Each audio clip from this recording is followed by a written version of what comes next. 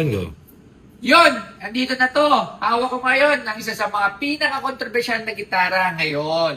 So ito yung gitara ni Kuya Jun ng Aegis. Isa siyang gitarista at isa rin siyang singer, composer at marami pang iba. So maraming mga kwang-kwang o maraming mga gumagawa ng mga kung ano ng reaction video, mga vlog, mga comment, basta mga kwang-kwang kayo ha. Alright? So ito, nabili ko to ng 50,000 pesos.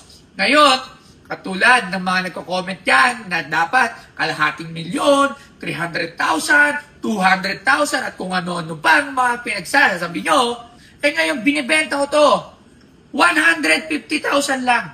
O napakamura na to ha, 150,000. Sa mga nagsasabi dyan na kung ano-ano pa at gustong bilhin to, bilhin nyo sa akin. Tapos yung pinagbentahan nito, yung 100,000, ibibigay ko kay Kuya Jun. Sige kayo, nahamon to kayong mga kuwang-kuwang. Mga kuwang-kuwang. Para kayo tulad ng kuwang-kuwang, kuwang-kuwang.